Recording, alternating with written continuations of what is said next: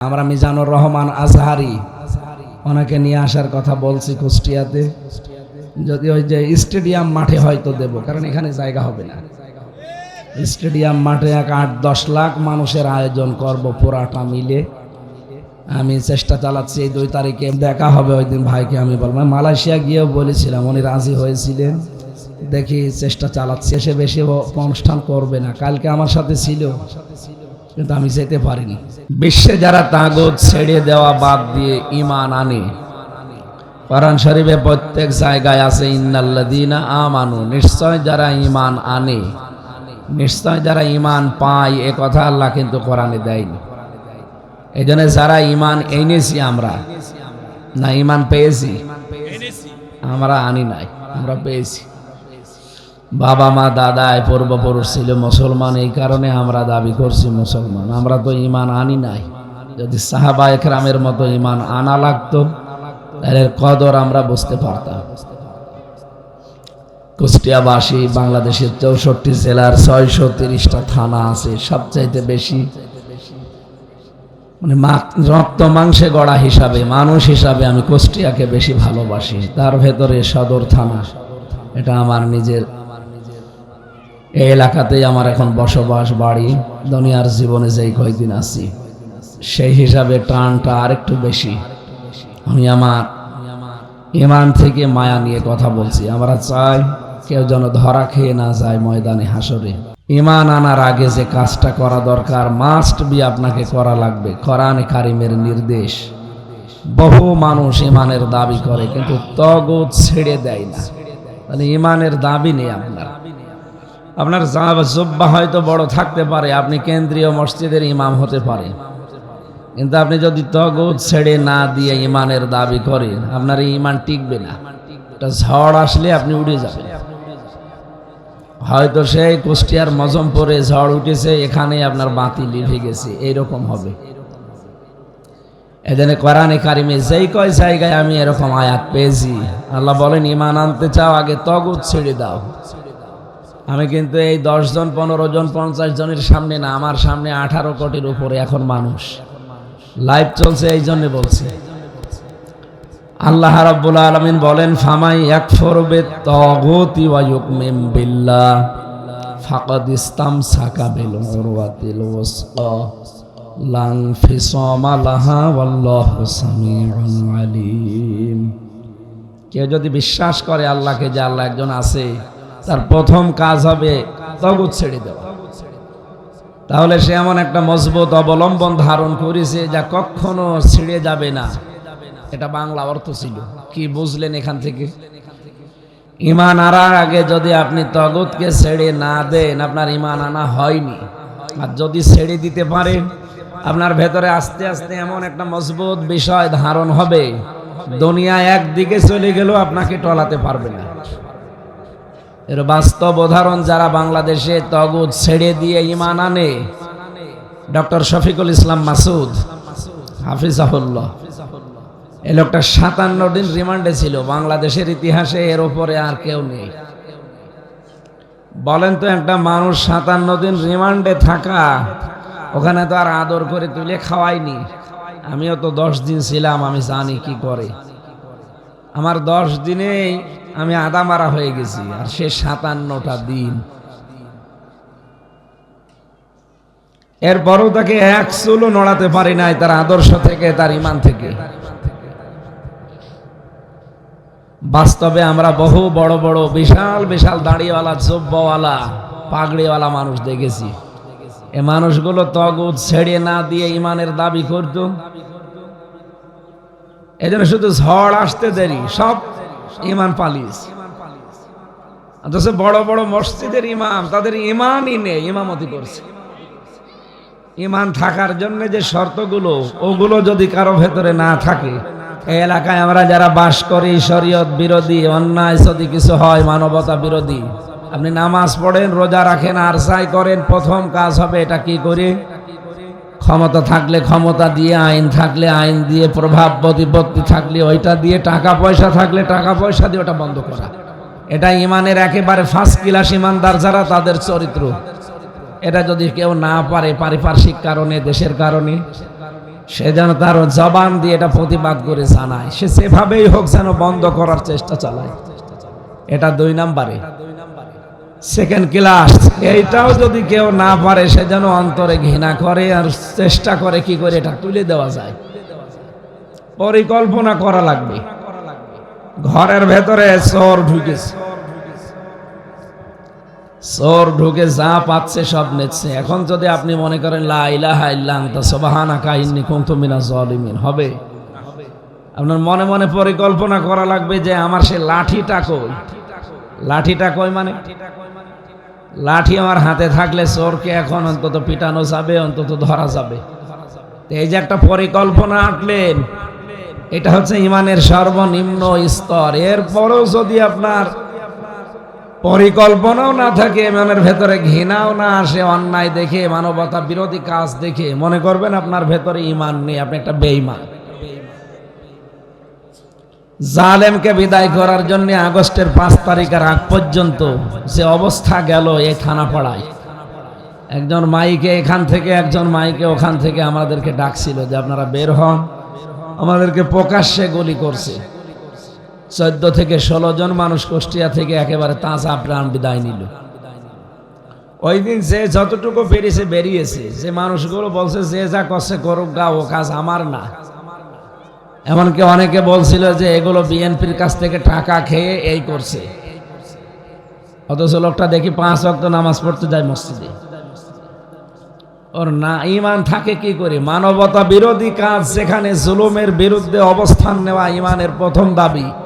পারেননি আপনি, মুখ দিয়ে বলবেন, তাও পারেননি, অন্তত পরিকল্পনা করার দরকার ছিল। আর আপনি যদি এই ভালো কাজে আরো বাদ সাজেন, আপনি নামাজ 5 ওয়াক্ত না, তাহাজ্জুদ মিলে পড়লো, আপনার ইমান নেই, আপনি বেঈমান। এই বাংলাদেশে 15.5 বছরে বহু পীর সাহেব খালি পীর হয়ে বসে আছে, কিন্তু বেঈমান। বহু বড় বড় ইমাম দেখেছি, ইমান নেই, ইমামতি করছে। কারণ এই 3টা বিষয় যদি না থাকে কারো ভেতরে, আদাফ ইসমে তাফসিল, এটা একেবারে সর্বনিম্ন স্তর। এটা না থাকলে তার ইমান থাকে কি করে? তাহলে হাদিস অনুযায়ী বোঝা যায়, বাংলাদেশে আমরা দেখতে যা মনে হচ্ছে 96% যে মুসলমান আমরা বলি, এটা আদমশুমারিতে আর ওই যে আমাদের খাতনা করা আছে, এইটাই। ইমানের দাবিতে সত্যি করে বলেন তো, আমরা কি আসলে মুসলমান? তাহলে তো ওই 3টার আমাদের একটা পাওয়া যেত।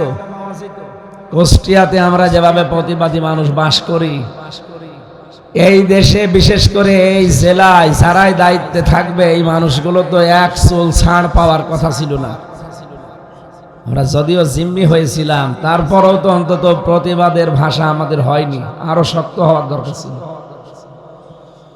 কুষ্টিয়ার সাবেক যে এসপি এখন জেলখানায়, তানভীর, আলেমদেরকে হাত ভেঙে দেবে এই কথা যে লোকটা এখানে বসে এই জমিনে দাঁড়িয়ে বলেছিল, কত বড় ক্ষমতা! কোথায় তার বাড়ি? সে বাগেরহাট। কুষ্টিয়ার মতো জায়গায় এসে এখানে আলেমদের হাত ভেঙে ফেলা হবে, জেলখানায় থাকা লাগবে, এই ঘোষণা দিয়েছিল। কই তারা কোথায়? এজন্য বহু ইমামকে আমরা এদেশে দেখতে পাই, এই 15.5 বছরে ওদের ইমান ওরা হারিয়ে ফেলেছে, অথচ ইমামতি করছে। ইমান নেই, ইমামতি করছে। দেশটা কত রসাতলে চলে গিয়েছিল আপনি টের পান? বিবেক দিয়ে ভাবেন তো, যে জাতীয় মসজিদের ইমামও পালিয়ে চলে গেছে, আর কোথায় নামবে দেশ? পৃথিবীর ইতিহাস তারা পাল্টিয়ে ফেলেছে। একবারে 350 এমপি পৃথিবীর কোন দেশ থেকে পালায়, এটা বাংলাদেশের প্রথম। এর আগে যারা পালিয়েছে একবারে সবাই পালায়নি। তা আপনি এমন কাজ কেন করেন যে সিআর চলে গেলে আপনাকে নিজের সি এলাকায় থাকা যায় না?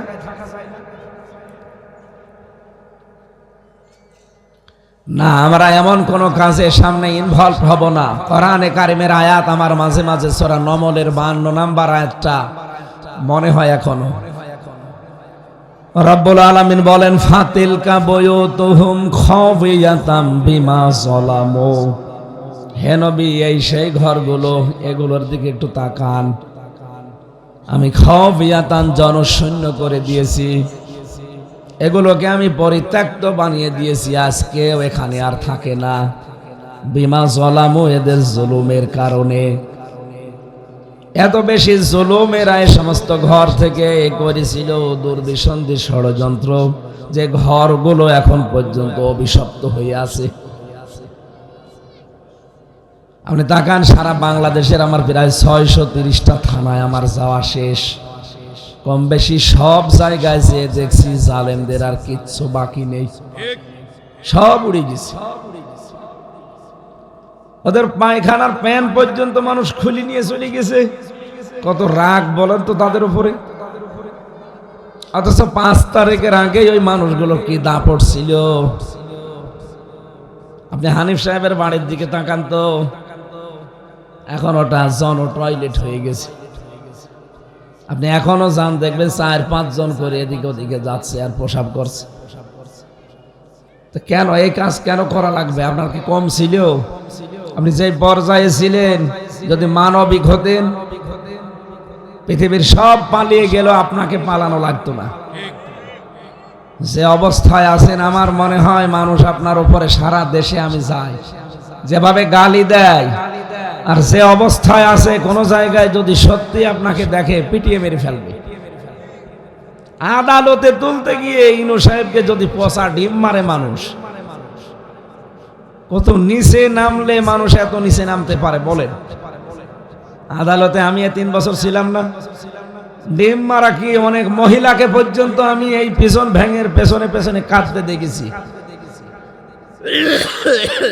তারা বলতো, মুফতি সাহেব কোনো ভয় নেই, আমরা সব জানি যে এগুলো সব মিথ্যা কথা। আর আপনাকে তো এই কথা বলে না, পিছন ভ্যানের পেছনে আপনাকে গালি দেয়, বলে কুত্তার বাচ্চা যাচ্ছে। এমন জীবন কেন তৈরি করা লাগবে যে আমার চোখ বন্ধ হয়ে গেলে মানুষ আমার আরো গালি দেবে? আমার চোখ বন্ধ হওয়ার পরে যদি একটা মানুষ আমার জন্য না করে, তো ওই রকম জীবন থাকার চাইতে মরে যাওয়া ভালো। ফামা বাকাত আলাইহিমুস সামাউ ওয়াল আরদু ওয়া মা কানু মুনজারিন। এমন লোক দুনিয়া থেকে মারা যায়, ওর জন্য আকাশেও কেউ কাঁদে না, জমিনেও কেউ কাঁদে না, এমনকি ইন্না লিল্লাহ কেউ পড়ে না। অ্যাটর্নি জেনারেল একজন ছিল, আমি নাম নিলাম না, এনি মারা যাওয়ার পরে আমি ফেসবুক দেখেছি 100টা কমেন্টের 99টা মানুষ শুধু গালি দিয়েছে আর বলেছে আলহামদুলিল্লাহ। তাও তো কঠিন মুহূর্তে। যদি এখন মারা যেত 102 জন বলতো আলহামদুলিল্লাহ। এই জন্য বাস্তবতাকে মেনে নেওয়া লাগবে। আমাদের ঈমান আনার আগে কাজ হচ্ছে তগুত ছাড়া। আর তগুত কি এটা অনেকে জানি না। তগুত মনে হয় যে মিনিসিটি বাজারে কিনতে পাওয়া যায় না। তগুত কি মিনিসিটি বাজারে কিনতে পাওয়া যায়? তগুতটা আগে আপনাকে পরিচিত হওয়া লাগবে, এটা জানা লাগবে, জানার পর এটা ছেড়ে দেওয়া লাগবে। 1 নম্বরে নবীজি বলেন, এই পৃথিবীর ময়দানে তগুত হচ্ছে তারা যারা অহংকার করে। বলেন তো, অহংকার মানুষের ভেতরে ছিল না ছিল না? কি হনরে হনুমান হয়ে গেছে, কাউকে পাত্তা দিত না, কিছু মনেই করতো না।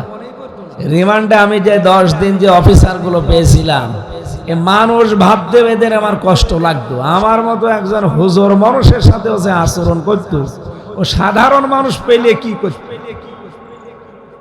মুখের যা গালি আর যে ভেতরের অহংকার, কোথায় আজ তারা?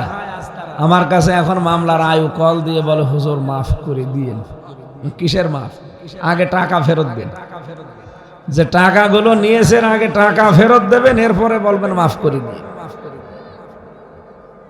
আপনাদেরকে আমি বাঁচার জন্য বলছি, কুষ্টিয়াতে যেহেতু থাকতে পারি না, 1 মাস 1.5 মাস পরে একদিনের জন্য আসি, আবার চলে যাওয়া লাগে। যে চাই আপনাকে বলুক, আমি যা বলছি আপনি যদি কোরআন হাদিসের সাথে মিলিয়ে না পান, আপনি আমারে কোনোদিন আসলে ধরে বলেন যে এটা মেলেনি। এই 15.5 বছরে যার উপরে যতটুকু অত্যাচার করেছেন, জুলুম করেছেন, অধিকার নষ্ট করেছেন, যদি এখন শুধু আস্তাগফিরুল্লাহ পড়ে মাপ পেতে চান, জীবনেও মাপ পাবেন না। আগে তার কাছে যাবেন, তার ক্ষতিপূরণ দেবেন। কথা বুঝতেছেন?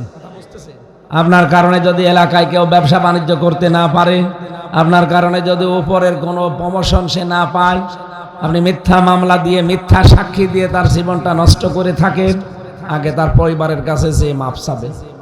ও যদি বলে আমার ক্ষতিপূরণ দেওয়া লাগবে, এই 15 বছরে এই ক্ষতি হয়েছে, আপনাকে তাই দেওয়া লাগবে।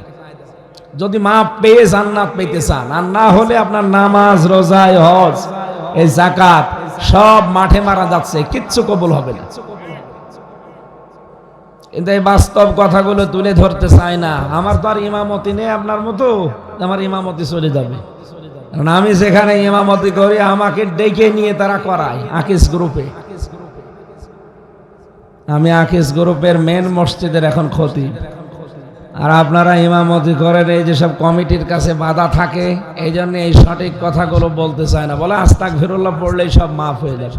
মাফ হয়ে যাবে মানে আমার বাবার কাছ থেকে যে টাকাগুলো নিল, আমার 3টা বছর জেলের ভেতরে রেখে দিল, এতে আমার বাবা মা কষ্ট পেয়েছে না? আমার স্ত্রী, আমার ওই মেয়ে 2টা, আমার হিতাকাঙ্ক্ষী যারা, এরা কষ্ট পায়নি? তো এদের এই কষ্ট দিয়ে আপনি আল্লাহর কাছে মাফ চাবেন? আপনি কি দোষ আল্লাহর কাছে করেছেন? বাংলাদেশে মানুষ টাকা মেরে খায়, জমি জায়গা ফাঁকি দেয়, আর কাবা শরীফের দেওয়াল ধরে বলে আল্লাহ আমার মাফ করে দিন। এটা পাগল। তুই দোষ করলি বাংলাদেশে, আর কাবা শরীফে মাফ চাবে মানে? মাফ চাওয়ার নিয়মই তো জানে না। অপরাধ যেখানে মাফ চাবেন সেখানে, এই নিয়মটা বাংলাদেশে নেই। এরা আন্দাজে চলে যায় শুধু 6000 কিলোমিটার দূরে কাবা শরীফে, এত টাকা খরচ করে না যেয়ে যার কাছে অপরাধ করেছিলেন টাকাগুলো তারে দিন। কি কথা বলছেন না? বাংলায় বলছি। এই কথাটা ওনারা বললে হয়তো ঘুরিয়ে বলবে, নাই তো ওনার ইমামতি চলে যাবে। এখন আর ইমামতি যাবার কোনো কাজ নেই, আমরাই মানুষকে ইমামতি করাবো। এই কথা বলে না কেন? সময় এসে গেছে ইনশাল্লাহ।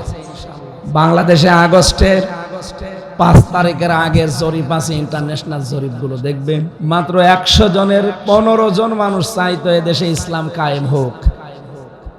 এই যে 3.5 মাসের ব্যবধানে আজকের জরিপ দেখেন সকালবেলা ইন্টারনেটে, 100 জনের 58 জন মানুষ চাচ্ছে এই দেশে ইসলাম কায়েম হোক।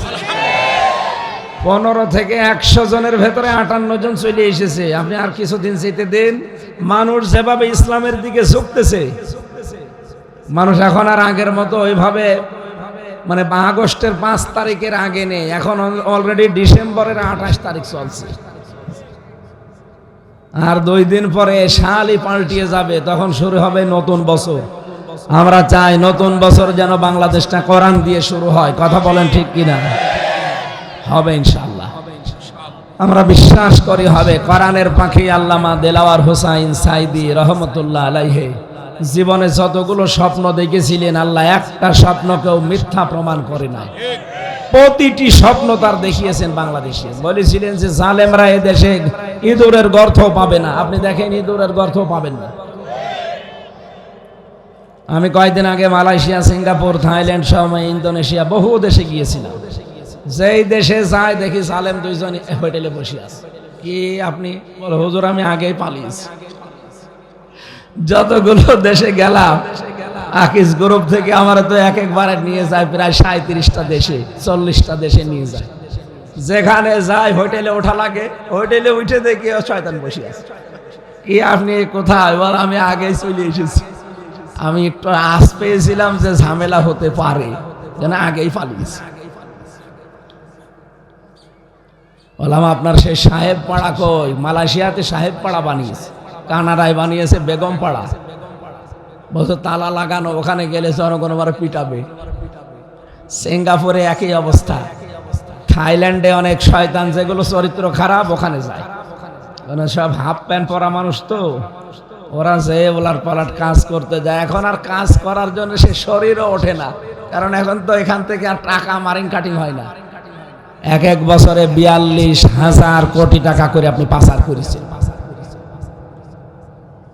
দেশটা বহু আগে দাঁড়িয়েছে তো, বলেন আপনি বিবেক দিয়ে। 52 না কি 42,000 কোটি এক বছরে পাচার হয় এই দেশ থেকে। এ পাচার যদি রোধ করা যায় বাংলাদেশ থেকে, আর চাঁদাবাজি বন্ধ করা যায়, এ দেশটা এমনি দাঁড়িয়ে যাবে। আমি একেবারে খাঁটি কথা বলছি।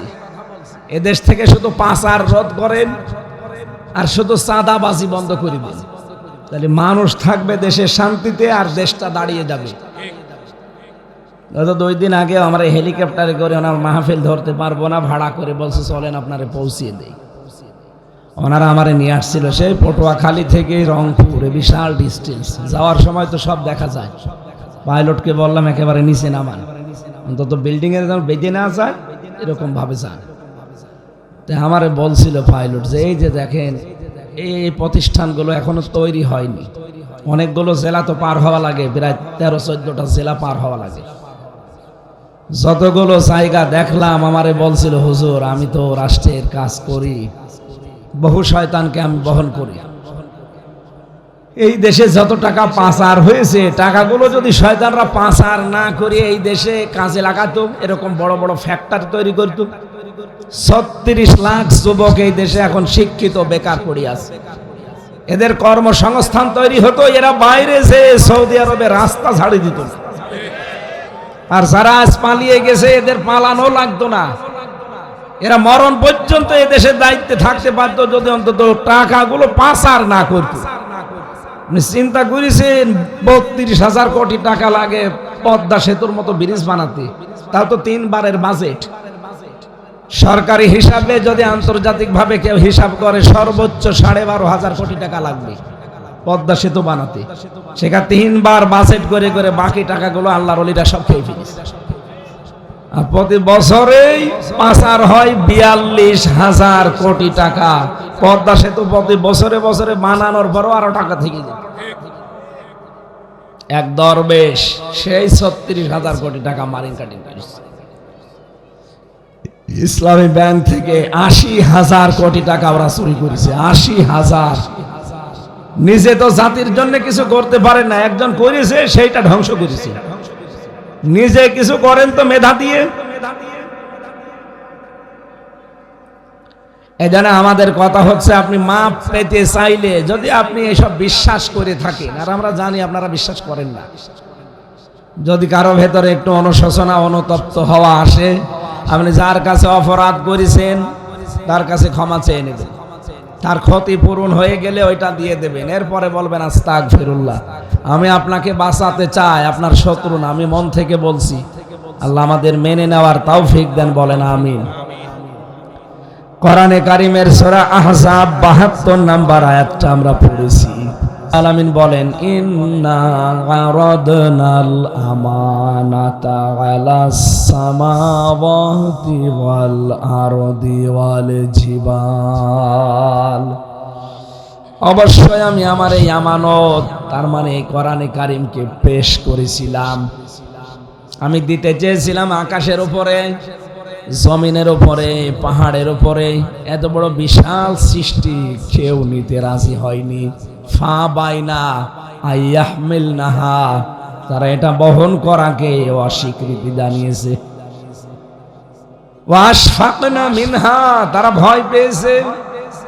ও হামালাহাল ইনসান, কিন্তু আশ্চর্য এটা বহন করার দায়িত্ব মানুষ নিয়েছে। এ পৃথিবীতে সবচাইতে দুর্বল সৃষ্টি যদি ধরা যায় মানুষ। খলিকাল ইনসানু দাঈফা, দাঈফ না দাঈফা, একেবারেই দুর্বল করে মানুষকে বানালাম, আর তারা এই বিশাল আমানতটা মাথায় নেওয়ার আগ্রহ পেশ করে নিয়েও নিয়েছে, কিন্তু এখন আর আমানত বহন করতে পারে না। কোরআনে কারিম একটা আমানাত, এটা কি আপনার একেবারে ব্যক্তিগত জীবন থেকে আন্তর্জাতিক জীবন পর্যন্ত সবগুলো এর ভেতরে আছে। এগুলো মেনে নিতে পারলে আমানতটা আপনি বহন করতে পারেন। যারা মেনে নিতে পারে না ওই মানুষগুলো কোরআনের সাথে বেঈমানি করছেন। 6,666টি আয়াত এটা প্রসিদ্ধ, আর 6,236টি আয়াত এটা বিশুদ্ধ। একটা বিশুদ্ধ আর একটা প্রসিদ্ধ, দুইটাই ঠিক আছে, প্রচলিত সারা পৃথিবীর ভিতরে। আমাদের এই অঞ্চলগুলোতে 6,666টি আয়াত আমরা জানি। আপনি আরব বিশ্বের ওই সমস্ত দেশে যেয়ে দেখবেন ওখানে 6,236টা আয়াত বলে তারা। এই আয়াতগুলো আল্লাহর পক্ষ থেকে আমাদের জন্য উপহার। যারা মেনে নিতে পারে তারা সৌভাগ্যবান, যারা মানে না ওরা দুনিয়ায় সব কিছুর মালিক হলো হতভাগ্যা। আমরা যেন হতভাগ্য না হয়ে যায় আল্লাহর এই বিশাল আমানত পেয়ে। ব্যক্তিগত জীবন থেকে আমানতকে আপনার বহন করা শুরু করবেন। আপনি যে মানুষের সাথে কথা বলেন, হাসি মুখে একটা কথা বললেও সাদগা দেওয়ার সওয়াব হয়। যেই ধর্মে হাসি মুখে কথা বলা সওয়াব, এই ধর্মে কোনো মানুষের ক্ষতি করার মন মানসিকতা তৈরি হতে পারে। এমন একটা ধর্মের অনুসারী হওয়ার পরও আমাদের দ্বারা ক্ষতি হবে কোন কারণে? মানুষের ভেতরে তো খায়রুন নাস মাইয়ানফাউন নাস, এখানে আলেম আছে না? খায়রুন নাস মাইয়ানফাউল মুসলিমিনা দেয়নি, মাইয়ানফাউন নাস আছে। ইয়ানফাউ মজারে বর্তমান ভবিষ্যৎ, প্রেজেন্ট ফিউচার। নবীজি বলেন মানুষের ভেতরে উত্তম মানুষ ওইটা যার দ্বারা মানুষের উপকার হচ্ছে এবং হবে। যার দ্বারা মুসলমানের উপকার হবে এবং হবে তা বলেননি। মানুষের, হিন্দু কি মানুষ না? খ্রিস্টান মানুষ না? মানুষ হিসাবে যারা বিবেচিত, আপনার দ্বারা যদি তার উপকার হয়, সে যে কোনো উপকার হতে পারে, তাহলে আপনি মনে করবেন আল্লাহর কাছে আপনি একজন শ্রেষ্ঠ মানুষ। কথাটা কত গুরুত্বপূর্ণ আমার মনে হয় এইটাই মানুষের জীবন পরিবর্তনের জন্য যথেষ্ট। খায়রুন নাস মাইয়ানফাউন নাস, পৃথিবীতে আল্লাহর কাছে রাসূলের কাছে উত্তম মানুষ ওইটা যার দ্বারা মানুষের উপকার হয়। আল্লাহ হাদিসটা মেনে চলার মতো তৌফিক আমাদের দাও, বলেন আমিন। আল্লাহর এই আমানতকে ব্যবহার করা দরকার পরিবারে। সম্মানিতা মা বোনেরা, প্রতিটি স্ত্রীর উচিত হচ্ছে স্বামীর জন্য দুনিয়ায় 4টা কাজ করে দেওয়া। শুধু নামাজ পড়ে রোজা রেখে আর কালো বোরকা পরে আপনি জীবনও জান্নাত যেতে পারবেন না।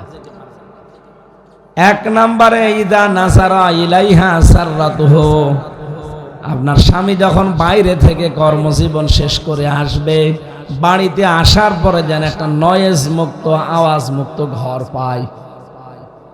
যেভাবেই হোক তাকে সন্তুষ্ট করা লাগবে। আর ওগুলো সব আল্লাহ আপনার ভেতরে দিয়েছেন। আল্লাহর নিয়ামতকে স্বামীর জন্য ব্যবহার না করে অনেকে ব্যবহার করে অন্য জায়গায়, বলেন নাউজুবিল্লাহ। এই ছোট্ট বিষয়টাকে অনেকে মনে করে এ আর কি মানে আপনার কাছ থেকে রেসপন্স পায় না, এই জন্যই তো লাইন করা শুরু করে। বুড়ো মানুষ বলার দরকার নেই, ঠিক। বুড়ো মানুষের আবার কিসের কি? যুবক মানুষ আমরা যারা আছি, সম্মানিত মা বোনেরা, আমরা চাই আমাদের কুষ্টিয়াতে পারিবারিক জীবনে যেন জান্নাতের মতো শান্তি বিরাজ করে। দেখেন তো এই কয়েকদিনে এই যে হরিপুর থেকে শুরু করে এই টাকিমারা, এরপরে মজমপুর, এই বড় বাজার, এই আশপাশে প্রায় এই 6-7 দিনের ভেতরে 8-10 জন মহিলা নিজের ছেলে মেয়ে ফেলে দিয়ে অন্য জনের সাথে তার বাড়িতে এসে বলছে আমারে মেনে নিন। এটাকে আমি বানিয়ে বললাম? তো এটা তো এমনি এমনি হচ্ছে না, শুধু স্ত্রীর পক্ষ থেকে এই রেসপন্স না পাওয়ার কারণে।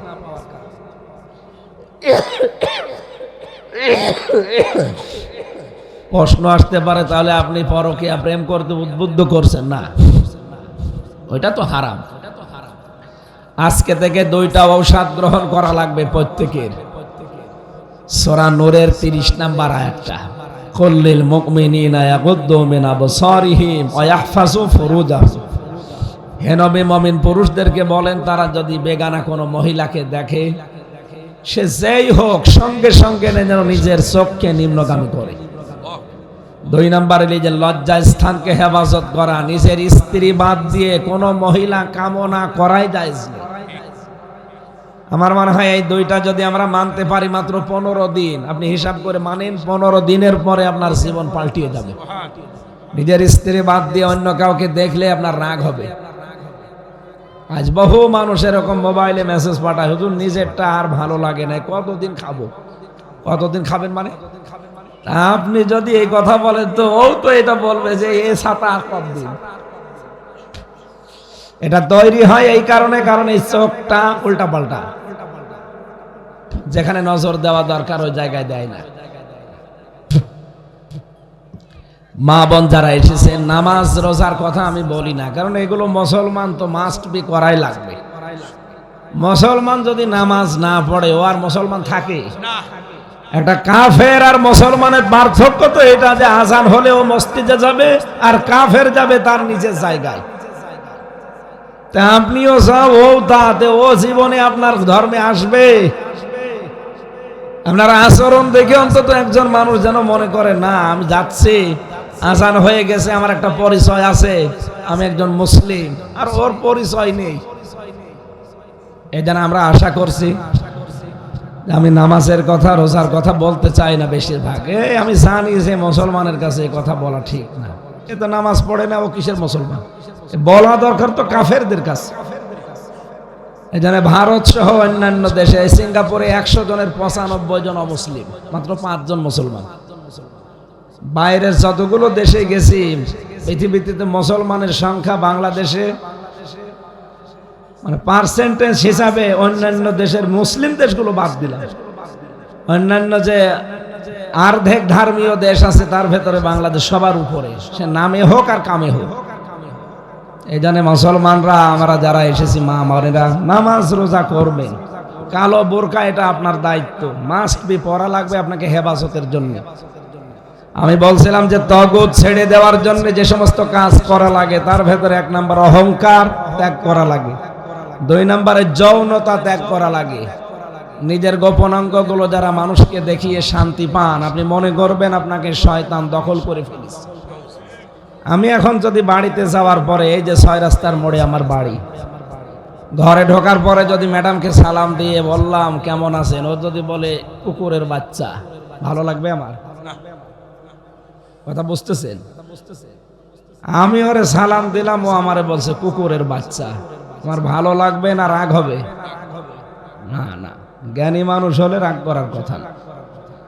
চিন্তা করবো যে একটা শিক্ষিতা মেয়ে, অনার্স মাস্টার্স করা, এরপরে আলেমা, ভালো ঘরের মেয়ে, একটা আলেমের মেয়ে, তো এতদিন কোনোদিন চোখের উপরে চোখ তুলে কথা বলে না, আজকে হঠাৎ শুকুরের বাচ্চা গালি দিল, এর মনে হয় জিনে ধরিছে।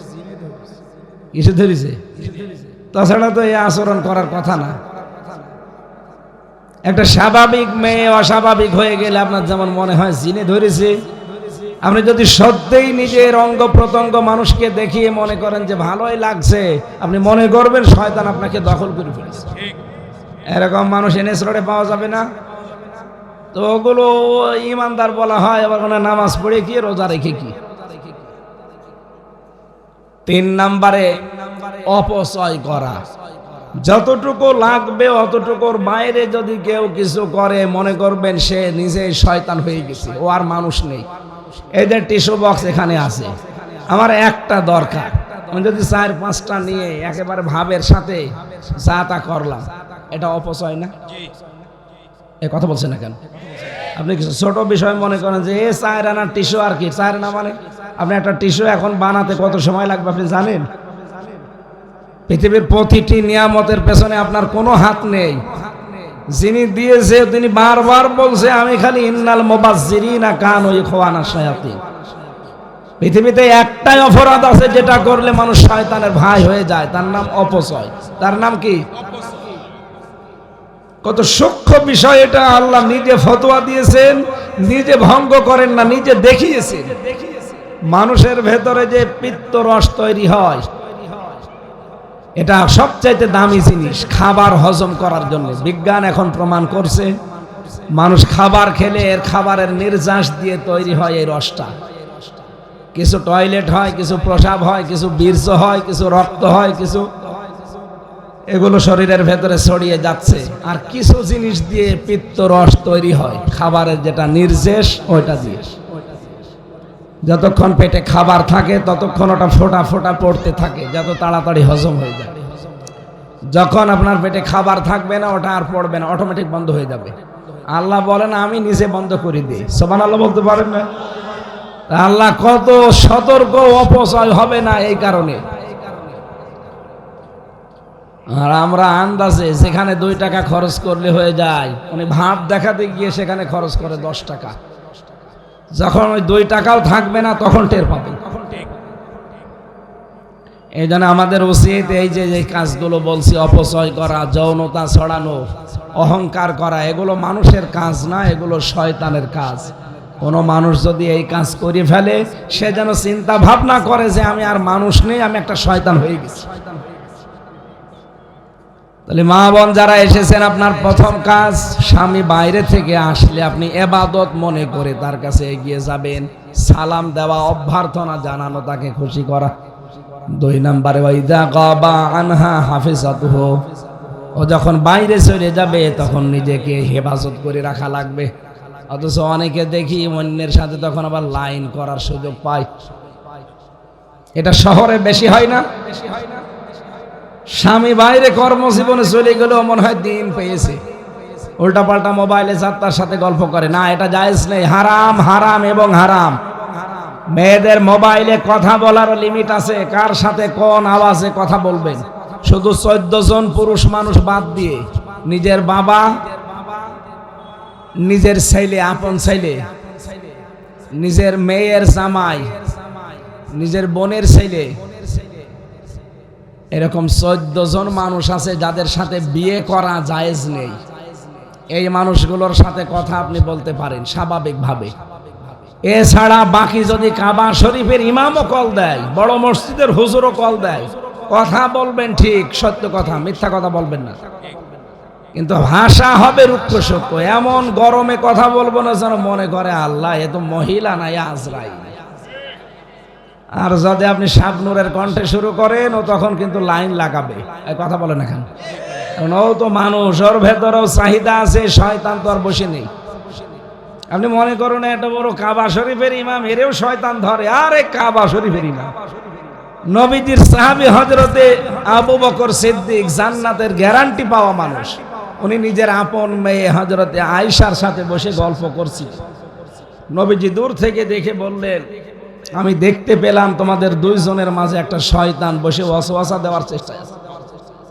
আপনি ভাবতে পারেন নবীজির স্ত্রী ওইটা, আর ওটা নবীর শ্বশুর, জান্নাতের গ্যারান্টি দুনিয়ায় থাকতে বেশি 1 নম্বরে।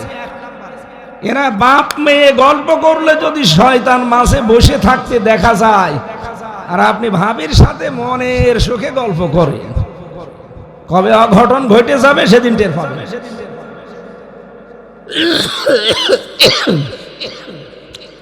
3 নম্বরে ওয়াতুইনু আলা দীনি যাওজাতিহা, আপনার স্বামী যদি বাইরে থাকে দিনের কাজে, ইসলামের কাজে, মানবতার সেবায়, তাহলে ছাড় দেবেন তাকে, তাকে সাহায্য করবেন, সহযোগিতা করবেন। পেছন দরজা দিয়ে খাদিজাতুল কুবরার সাথে আপনি জান্নাত যেতে পারবেন। হযরতে খাদিজা জীবনে 1 ওয়াক্ত নামাজ পড়েননি, রোজা রাখেননি, হজও করেননি, যাকাতও দেননি, কিন্তু তাকে আল্লাহ জান্নাতে একটা ঘর বানিয়ে আলাদা তার জন্য সুসংবাদ পাঠিয়েছে। এই একটাই মাত্র কারণ, তিনি স্বামীকে সাপোর্ট দিতেন। আপনি কি করেন? আরো তো বাধা দেন। আপনার স্বামী যদি দিনের কাজ করে, একামতে দিনের কাজ করে, ইসলামী আন্দোলন করে, মানুষকে সাহায্য করে, আপনি শুধু পেছন দরজা দিয়ে টেনে ধরেন, আর সবই করো, আমরা কি, আমরা কি মানে? আপনিও যা, দুনিয়ার মানুষও তাই। কারণ আপনিও মরণের পরে আমার কাছে যা হয়ে যাবেন, এই লোকটাও তাই হয়ে যাবে। এই কথা বলছেন না কেন? আপনার সাথে আমি ভালো ব্যবহার করি একটাই কারণ, যেন আমার জান্নাত তৈরি হয়। এর সাথে আমি ভালো ব্যবহার করি একটাই কারণ, যেন আমার জান্নাত তৈরি। তা আমি আপনাকে খুশি করার জন্য, আরামে রাখার জন্য হারামি খারাপি সব বাবা শাহজালাল হালাল করে নেব, আর ওর অধিকার নষ্ট করবো মানে? আমাল হায়াতুদ দুনিয়া ইল্লা মাতাউল গুরুর, পৃথিবীর জমিনটা পুরা ধোঁকা। কে বলছেন? এটা যে কত বড় বাস্তব কথা আমি নিজে এখন টের পাচ্ছি। আমার বাবা রিয়াজউদ্দিন, এই যে আমার বাড়ি হালসা, আমার দাদা জাহান আলী, তার বাবার নাম হচ্ছে নমাজ আলী। এরপরে আমি আর চিনি না, সত্যি কথা বলছি, আমি আর চিনি না। অথচ 60-62 বছর আগে এই লোকটা মারা গেছে। উনি যদি এখন কুষ্টিয়ার আমার হালসার ওই বাড়ি এসে বলে এই 2 তলা বাড়ি আমার, এটা আমি বানিয়েছিলাম, ও দাঁত মুখ খুলে ফেলবো না যে ভণ্ডামি করার জায়গা পান না। কিসের নমাজ আলীর বাপ আপনি? হ্যাঁ, আমি তো নমাজ আলীকে চিনি না। অথচ এই সমস্ত করার জন্য সে সারা জীবন মাথার ঘাম পায়ে ফেলেছে। কথা বলে না কেন? আমিও যা করলাম, এগুলো যদি আমার জন্য 100 বছর পরে কুষ্টিয়ায় আসি, কেউ আমারে চিনবে? আমার নিজের মেয়ে চিনবে আমারে? আমার মেয়েও হয়তো থাকবে না। তার মেয়ের মেয়ে, 3 পুরুষের পরে আমরা আর চিনি না, অথচ এদের জন্য সব কিছু ওলট পালট করে ফেলি, বিশাল আমানতগুলো নষ্ট করে ফেলছি। স্বামী যেটা চায়, যেটা যদি আপনাকে করতে বলে, জীবন থাকতে আপনাকে মানা লাগবে। আল্লাহ আমাদেরকে মেনে চলার তৌফিক যেন দান করেন। এরকম ব্যক্তিগত, পারিবারিক, সামাজিক সব জায়গায় আল্লাহর ইবাদত আছে।